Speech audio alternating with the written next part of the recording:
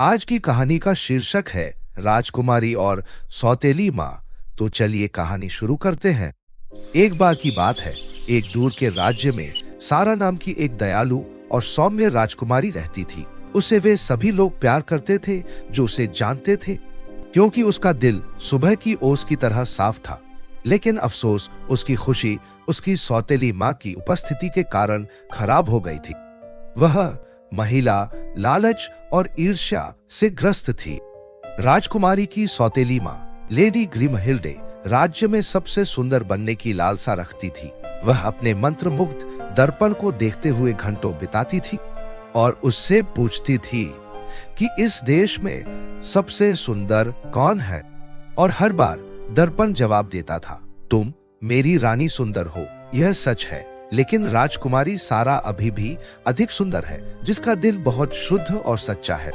अपनी सौतेली बेटी की प्रशंसा से क्रोधित होकर लेडी ग्रिमहिल्डे ने राजकुमारी से हमेशा के लिए छुटकारा पाने के लिए एक दुष्ट योजना बनाई। उसने एक काले जादूगर से परामर्श किया जो जादू की औषधि बनाता था। इस औषधि के साथ ग्रिमहिल्डे ने सारा को मेंढक में बदलकर राज्य से बाहर निकाल देने की योजना बनाई। एक चांदनी रात में जब राजकुमारी सारा अपने कक्ष में गहरी नींद में सो रही थी, लेडी ग्रिमहिल्डे उसके हाथ में औषधि की एक शीशी पकड़े हुए दबे पांव अंदर आई।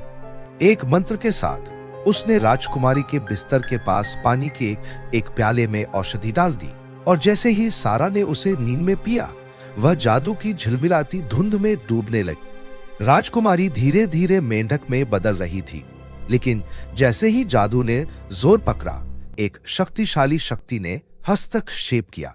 राज्य के आसपास के मंत्रमुग्ध जंगल ने राजकुमारी की दुर्दशा को महसूस किया और अपने संरक्षक ओली नामक एक बुद्धिमान बूढ़े उल्लू को भेजा। दृढ़ संकल्प के साथ ओली ने राजकुमारी के कक्ष में झपट्टा मारा और औषधि के पूरी तरह से प्रभावी होने से पहले उसकी पकड़ से प्याला गिरा दिया। हंगामे से चौंककर राजकुमारी सारा ने खुद को उल्लू के सामने पाया, जिसने उसे अपनी सौतेली माँ के विश्वासघात और अब उसके सामने आने वाले खतरे के बारे में बताया। जादू को खत्म करने और राजकुमारी की रक्षा करने के लिए दृढ़ संकल्पित ओली ने उसे झील की पौराणिक परी की तलाश में जाने को कहा, जो जादू को तोड़ने की शक्ति रखने वाली एकमात्र परी थी। अंधेरे जंगलों और दुर्गम नदियों के पार हर मोड़ पर चुनौतियों और बाधाओं का सामना करते हुए उन्होंने यात्रा की, लेकिन अपने दिलों में साहस और ओली की बुद्धिमत्ता के मार्गदर्शन के साथ वे आगे बढ़े। उनका संकल्प अटल था। अंत में वे मंत्र मुग्ध झील के झिलमिलाते किनारे पर पहुंचे, जहां झील की परी उनकी प्रतीक्षा कर रही थी। उसकी अलौकिक सुंदरता चांदनी में चमक रही थी। अपनी छड़ी के हल्के स्पर्श से उसने राजकुमारी सारा को बांधे हुए जादू को तोड़ दिया और उसे उसके असली रूप में वापस ला दिया।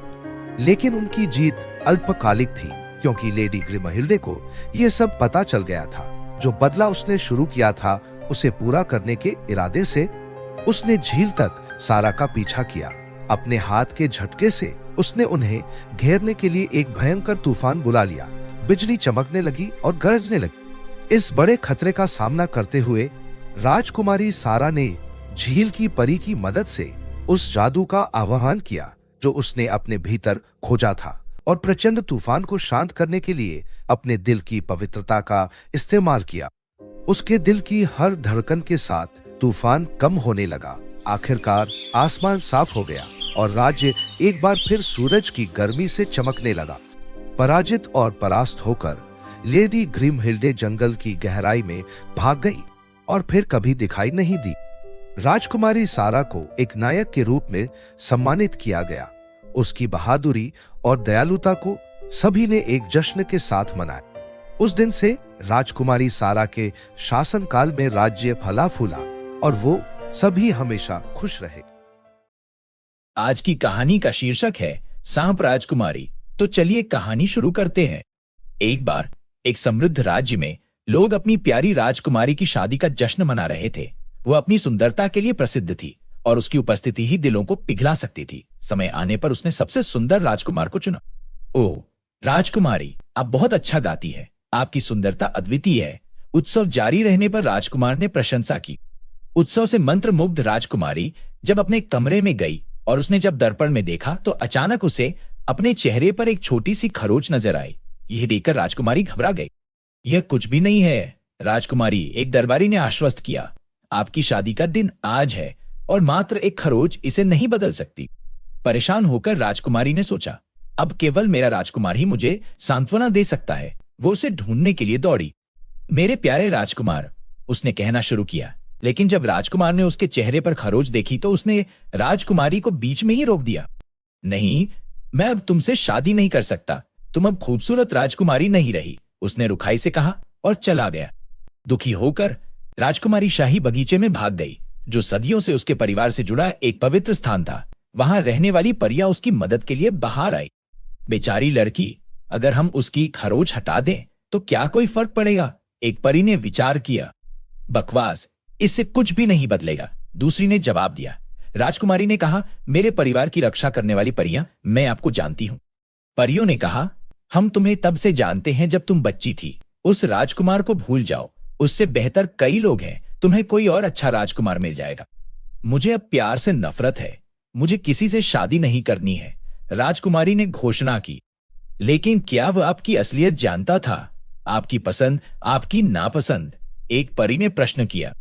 नहीं, उसने ऐसा नहीं किया। मैंने कभी मेरे बारे में उसे कुछ बताया ही नहीं है। उसने स्वीकार किया, अगर वो मुझसे प्यार करता तो वो मुझे वैसे ही स्वीकार करता जैसी मैं हूं। मुझे अब कोई परवाह नहीं है। परियां, कृपया मुझे जानवर में बदल दो, मैं अभी इंसानी रूप में नहीं रहना चाहती हूं, उसने विनती की। भारी मन से परियों ने जादू कर दिया और राजकुमारी एक सांप में बदल गई। अलविदा मेरे परिवार, मेरे दोस्तों, उसने धीरे से फुसफुसाते हुए कहा। अब मंत्रमुग्ध बगीचा ही उसका नया घर बन गया और वो एक पत्थर पर बैठकर अपने भाग्य पर विचार कर रही थी। उसके नए रूप के बावजूद उसका दयालु स्वभाव बना रहा और एक सेड्रिक नाम के आदमी ने उस पर ध्यान दिया। क्या आप सांपों की राजकुमारी है? उसने आश्चर्यचकित होकर पूछा। हाँ, लेकिन मैं खोई हुई और भ्रमित हूं। मुझे पता नहीं चल रहा कि मुझे क्या करना चाहिए, उसने जवाब दिया।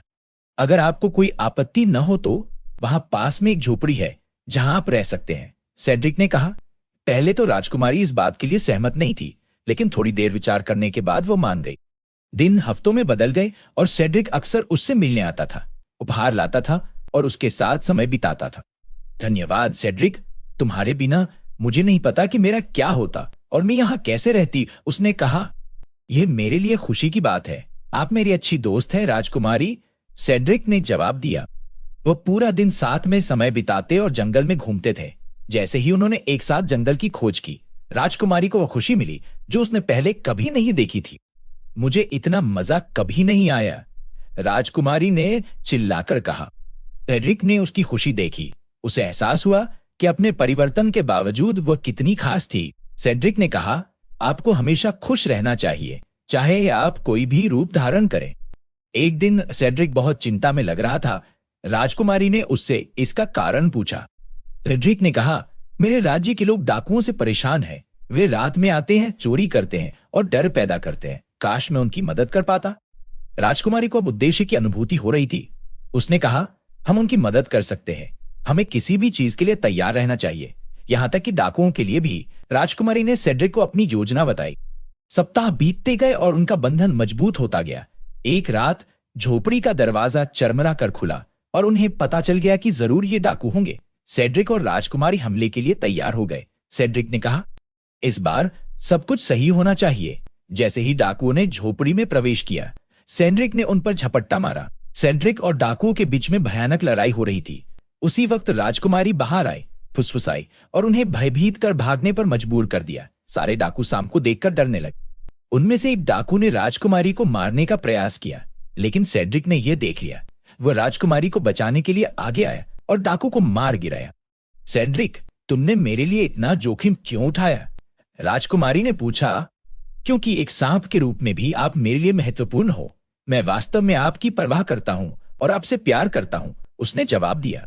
उसी क्षण जादू टूट गया और राजकुमारी अपने मानव रूप में वापस आ गई। आप वापस आ गए? सेड्रिक ने चिल्लाकर कहा। हाँ, क्योंकि तुमने सच्चा प्यार दिखाया, उसने कहा। धन्यवाद सेड्रिक। साथ मिलकर उन्होंने डाकुओं का सामना किया और राजकुमारी के साहस और सेड्रिक के समर्थन से उन्होंने राज्य की रक्षा की। लड़ाई के बाद सारे डाकू चले गए और फिर कभी राज्य वापस नहीं लौटे। समय के साथ उनका प्यार गहरा होता गया और उन्होंने शादी करने का फैसला कर लिया। एक भव्य समारोह में उनकी शादी हो गई और इस तरह वे खुश रहे। उन्होंने राज्य को सिखाया कि सच्ची सुंदरता और प्यार भीतर से आते हैं, ना कि आपके बाहरी रूप से। आज की कहानी का शीर्षक है चंद्रमा की राजकुमारी। तो चलिए कहानी शुरू करते हैं। एक बार की बात है, पहाड़ों और जंगलों से बहुत दूर एक जादुई राज्य में सेलिन नाम की एक राजकुमारी रहती थी। उसे सिल्वर मून प्रिंसेस के नाम से जाना जाता था, क्योंकि उसका जन्म उस रात हुआ था जब चंद्रमा पहले से कहीं अधिक चमकीला था। उसकी सुंदरता दीप्तिमान थी और उसके लंबे चांदी के बाल चांदनी की तरह चमक रहे थे। सेलिन दयालु थी और राज्य में सभी उससे प्यार करते थे। सेलिन अपने माता पिता राजा ओरियन और रानी आर्या के साथ एक भव्य महल में रहती थी। महल हरे भरे बगीचों और चमचमाती झीलों से घिरा हुआ था और हर रात चांदनी पूरे राज्य पर एक जादुई चमक बिखेरती थी। लोगों का मानना था कि सेलिन को चंद्रमा देवी का आशीर्वाद प्राप्त था और चंद्रमा के साथ उसका विशेष संबंध था। एक शाम जब सेलिन बगीचे में घूम रही थी, उसने झील से एक अजीब सी चमक आती देखी। जिज्ञासा से वह पानी के पास पहुंची और उसने एक चांदी के हंस को बड़ी खूबसूरती से तैरते हुए देखा।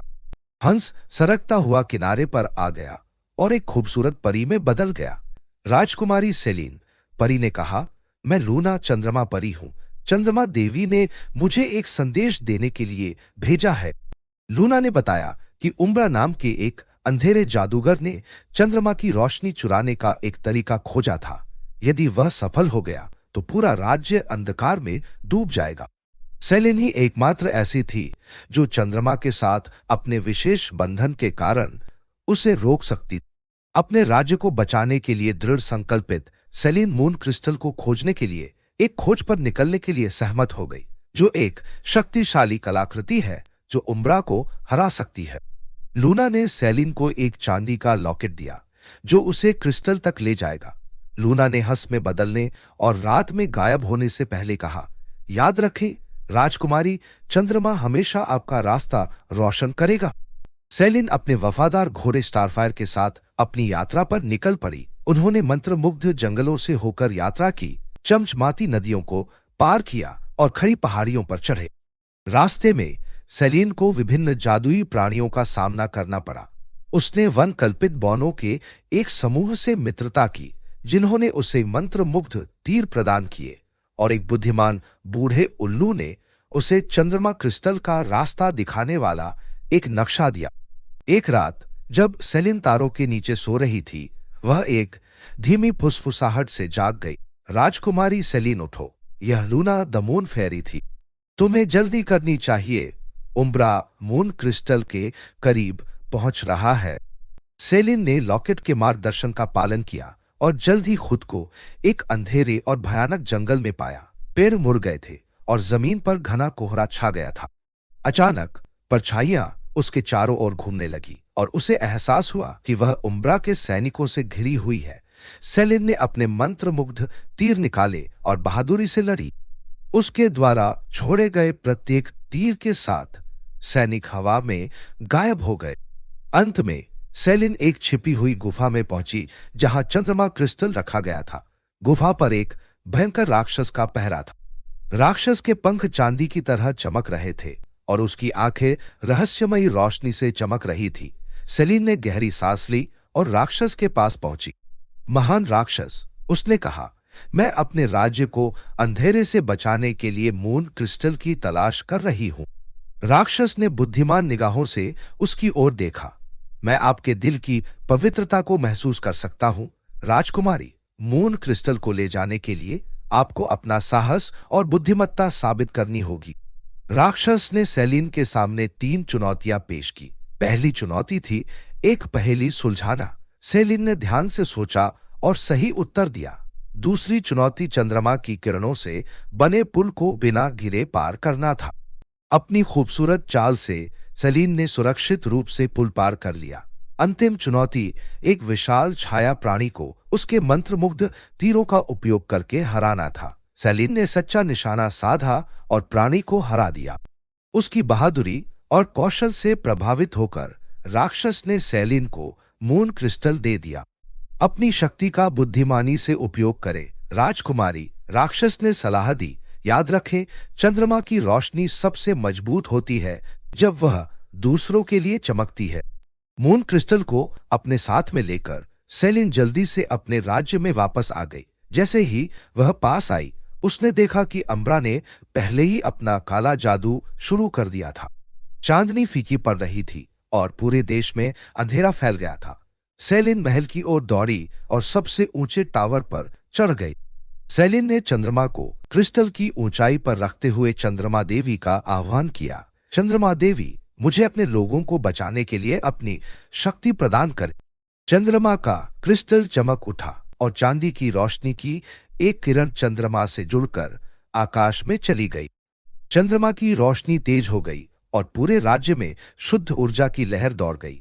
उम्बरा का काला जादू टूट गया और वह हार गया। चांदनी लौट आई, पहले से कहीं अधिक उजली और सुंदर। राज्य के लोगों ने खुशी मनाई और अपनी बहादुर राजकुमारी का जश्न मनाया। सेलिन के माता पिता राजा ओरियन और रानी आर्या अपनी बेटी को सुरक्षित वापस देखकर बहुत खुश हुए। उन्होंने उसके साहस और बुद्धिमत्ता की प्रशंसा की।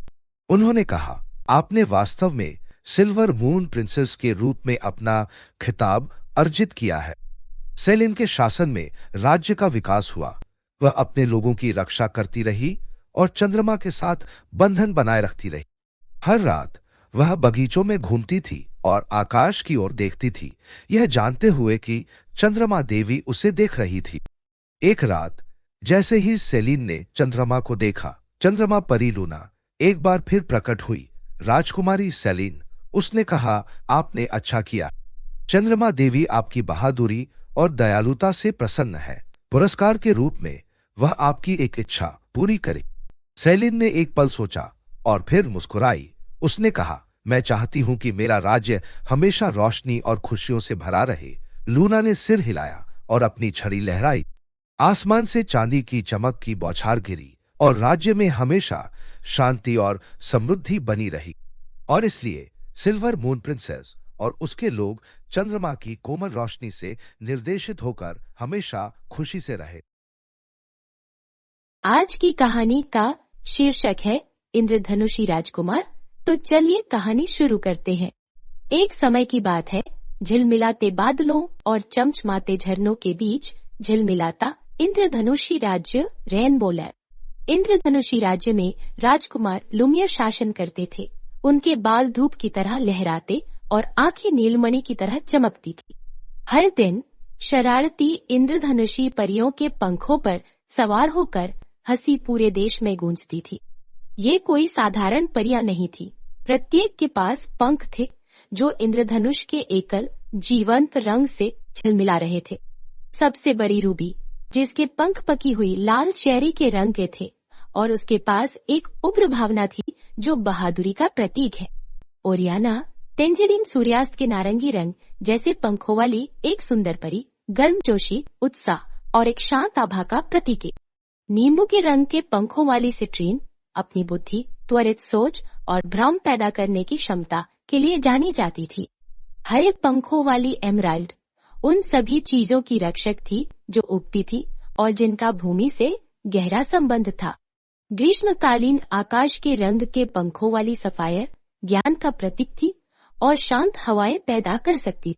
इंडिगो, सांझ की छाया वाले पंखों वाली एक शरारती परी, चंचल चालों और भ्रमों में माहिर थी।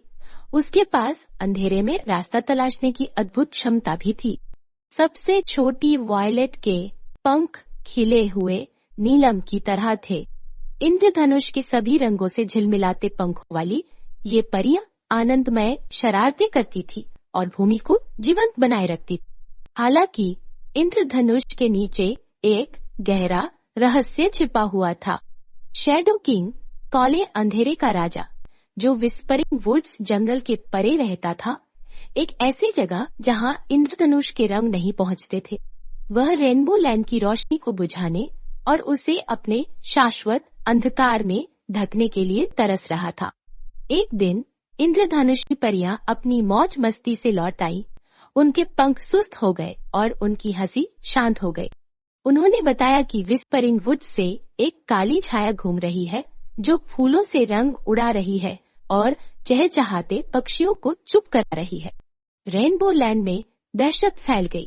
लुमियर, हालांकि युवा थे, जानते थे कि उन्हें इसे बचाना होगा। अपना साहस जुटाओ परियों, उन्होंने ऐलान किया, हम इस अंधेरे का स्रोत ढूंढेंगे और इसे दूर करेंगे। इस प्रकार लुमियर का साहसिक कार्य शुरू हुआ। वह बहादुर परियों के एक छोटे समूह के साथ विस्परिंग वुड्स में चले गए। एक समय के जीवंत पेड़ विशाल कंकालों की तरह खड़े थे। उनकी पत्तियां बुरी तरह से भूरे रंग की थी। आगे का रास्ता प्रकाश को पूरी तरह निगलता हुआ प्रतीत हो रहा था। अचानक छाया से एक आवाज गूंजी, तो मूर्ख राजकुमार ने मेरे क्षेत्र में प्रवेश करने का साहस किया। शैडो किंग हंसा। ऐसी आवाज आई जैसे किसी कब्रिस्तान से हवा की सीटी बज रही हो। लुमियर, हालांकि एक राजकुमार था, उसने कभी इतने खतरनाक दुश्मन का सामना नहीं किया था। शैडो किंग अंधेरे का एक घूमता हुआ समूह था जिसकी आंखें अंगारे की तरह जल रही थी। वह पूरी तरह काले रंग से घिरा था। लेकिन तभी लुमियर ने राजा की परछाई पर एक छोटा चमकता हुआ आंसू देखा। लुमियर ने साहस बटोरते हुए कहा, आप हमारा आनंद क्यों चुराना चाहते हैं शैडो किंग? क्या आप नहीं जानते कि सुंदरता सभी रंगों में आती है, यहाँ तक कि अंधेरे में भी? शैडो किंग लड़खड़ा गया। उसे किसी प्रश्न की आशा नहीं थी। सुंदरता, उसने उपहास किया, केवल अंधकार है। यही सच्चा सार है। किसी भी कमजोर या उज्जवल वस्तु का अभाव मतलब अंधकार। वह हंसने लगा। लाल चेरी जैसे पंखों वाली एक बहादुर परी रूबी बोली, लेकिन अंधेरा मजबूत नहीं है, यह सिर्फ खाली है। सच्ची ताकत आपके डर का सामना करने से आती है, उनमें छिपने से नहीं। शैडो किंग सिकुड़ता हुआ प्रतीत हो रहा था। लुमियर सच्चाई की एक झलक समझकर आगे बढ़े। आइए हम आपको प्रकाश की सुंदरता दिखाएं शैडो किंग। आइए हमारे साथ रेनबो लैंड चले जहां इंद्रधनुष के सातों रंग चमकते हैं। इसके बाद एक तनावपूर्ण शांति छा गई। फिर सभी को आश्चर्यचकित करते हुए शैडो किंग सहमत हो गया। दरअसल शैडो किंग पहले से ऐसा नहीं था। शैडो किंग कभी एक प्रतिभाशाली व्यक्ति था जिसे स्टारलाइट प्रिंस के नाम से जाना जाता था। उसके परिवर्तन का रहस्य एक अनुष्ठान में छिपा था। स्टारलाइट प्रिंस को रेनबो लैंड की रक्षा के लिए और भी अधिक शक्ति पाने की लालच हुई। वह रात के आकाश से सारी शक्तियां पाना चाहता था। उसका मानना था कि अंधेरे में एक छिपी हुई ताकत होती है जो रेनबो लैंड की जीवंत रोशनी का प्रतिरूप है। हालांकि अनुष्ठान का उल्टा असर हुआ। अंधेरे ने उस पर कब्जा कर लिया, जिससे उसका उज्जवल रूप विकराल काला शैडो किंग में बदल गया। राजकुमार जानते थे कि अंधेरे को केवल प्रकाश हरा सकता है, इसीलिए उन्होंने शैडो किंग को अपने साथ चलने के लिए कहा। जैसे ही वे विस्परिंग वुड से निकले, भूमि हाँफने लगी। प्रकाश के संपर्क में आने पर शैडो किंग चमकने और बदलने लगा। जहाँ कभी अंधेरा था, वहाँ एक मनमोहक रोशनी फैल गई। दांतेदार चट्टानें झिलमिलाते महल में बदल गईं और वृद्ध पेड़ आधी रात के नीले रंग के फूलों से खिल उठे। रेनबो लैंड ने ऐसी सुंदरता कभी नहीं देखी थी। यह वह उज्जवल प्रसन्न सौंदर्य नहीं था जिसके वे आदी थे, लेकिन फिर भी यह एक अंधेरा मंत्र मुग्ध कर देने वाला सौंदर्य था। शैडो किंग, जो अब दुश्मन नहीं रहा, एक दोस्त बन गया। राजकुमार स्टारलाइट धीरे धीरे रेनबो लैंड के रंग वापस आने लगे और खुशियां फिर से लौट आई। राजकुमार स्टारलाइट को रेनबो लैंड का सेनापति बनाया गया और इस तरह लुमिनेरे और स्टारलाइट ने समझदारी और खुशियों के साथ शासन किया। आज की कहानी का शीर्षक है बर्फ की राजकुमारी। तो चलिए कहानी शुरू करते हैं। एक समय की बात है, दूर देश में बर्फ से ढका एक राज्य था। राज्य पर एक दयालु और बुद्धिमान राजा और रानी का शासन था। उनकी एलिस नाम की एक खूबसूरत बेटी थी, जिसे सभी लोग स्नो प्रिंसेस के नाम से जानते थे। एलिस के पास अपने हाथ हिलाकर बर्फ बनाने की और उसे नियंत्रण करने की जादुई शक्ति थी। एलिस अपने राज्य और अपने लोगों से प्यार करती थी। हर सर्दियों में वह सुंदर बर्फ की मूर्तियां बनाती थी, पेड़ों को चमकदार बर्फ के टुकड़ों से सजाती थी और यहाँ तक कि बच्चों के खेलने के लिए बर्फ की स्लाइड भी बनाती थी। लोग उसकी पूजा करते थे और हर साल सर्दियों का इंतजार करते थे। एक दिन मालाकार नाम के एक दुष्ट जादूगर ने एलिस की शक्तियों के बारे में सुना। वह उसे पकड़ना चाहता था और उसके जादू का उपयोग अपनी दुष्ट योजनाओं के लिए करना चाहता था। मालाकार ने स्नो प्रिंसेस का अपहरण करने और उसे पहाड़ों में अपने अंधेरे महल में ले जाने की योजना बनाई। एक ठंडी शाम को मालाकार ने खुद को एक भटकते हुए यात्री के रूप में बताया और महल के द्वार पर पहुंचा। उसने पहरेदारों से कहा कि उसके पास राजा और रानी के लिए एक जरूरी संदेश है। जब उसे शाही परिवार के सामने लाया गया तो उसने अपना असली रूप दिखाया और ऐसा जादू कर दिया कि एलिस को छोड़कर महल में सभी लोग बेहोश हो गए। इससे पहले कि एलिस कुछ कर पाती, मालाकार ने उसे जादुई बर्फ के पिंजरे में फंसा लिया और अपने साथ ले गया। राज्य निराशा में पड़ गया। स्नो प्रिंसेस के बिना सर्दी ने अपना आकर्षण खो दिया और जमीन पर कठोर लगातार ठंड का असर हो गया। बहुत ठंड की वजह से राज्य के लोग बर्फ की मूर्ति बनते गए। राजा और रानी भी बर्फ की मूर्ति बन गए। लोगों को एलिस की बहुत याद आती थी और उन्हें डर था कि वे उसे फिर कभी नहीं देख पाएंगे। अंधेरे महल में एलिस को एक टावर में बंद कर दिया गया था। ठंड और अकेलेपन के बावजूद वह मजबूत और आशावान बनी रही। वह जानती थी कि उसे भागना होगा और अपने राज्य में वापस लौटना होगा। अपनी शक्तियों का उपयोग करके उसने हर रात अपनी बर्फीली जेल को तोड़ने के लिए एक छोटी सी बर्फ की चाबी बनाना शुरू कर दिया।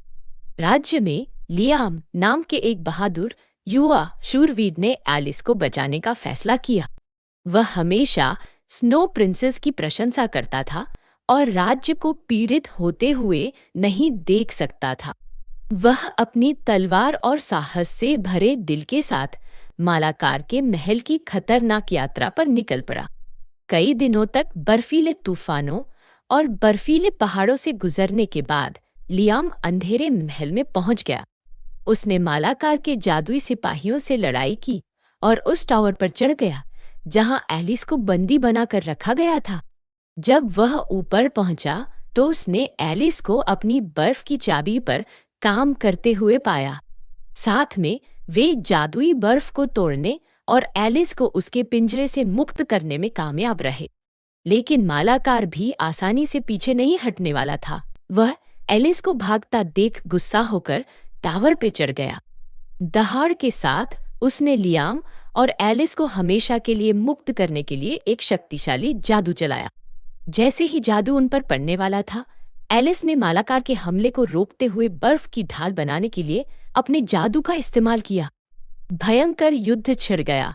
एलिस और लियाम ने अपनी संयुक्त शक्ति और बुद्धिमत्ता का उपयोग करते हुए बहादुरी से लड़ाई लड़ी। अंत में एलिस ने अपनी सारी शक्ति जुटाई और एक अंधा कर देने वाला बर्फीला तूफान बनाया, जिसने मालाकार को अपनी चपेट में ले लिया। ठंड और बर्फ से व्याकुल जादूगर हार गया और हवा में गायब हो गया। मालाकार के चले जाने से अंधेरा महल दहने लगा। लियाम और एलिस तेजी से टावर से नीचे उतरे और समय रहते भाग निकले। वे राज्य की ओर वापस चले गए, जहां लोग अपनी प्रिय राजकुमारी एलिस को देखकर बहुत खुश हुए। एलिस ने महल पर जादू हटाने और जमे हुए राजा और रानी को पिघलाने के लिए अपने जादू का इस्तेमाल किया। राज्य ने एक भव्य दावत का जश्न मनाया और एलिस को एक नायक के रूप में सम्मानित किया गया। चमचमाती बर्फ के टुकड़ों और हर्षित बर्फ की मूर्तियों के साथ सर्दी अपनी पूर्व सुंदरता पर लौट आई। एलिस और लियाम करीबी दोस्त बन गए और समय के साथ शादी कर ली, और इसलिए एलिस, लियाम और पूरा राज्य हमेशा खुशी से रहे। उनके दिल हमेशा उनके प्यार की रोशनी और स्नो प्रिंसेस के जादू से गर्म रहे।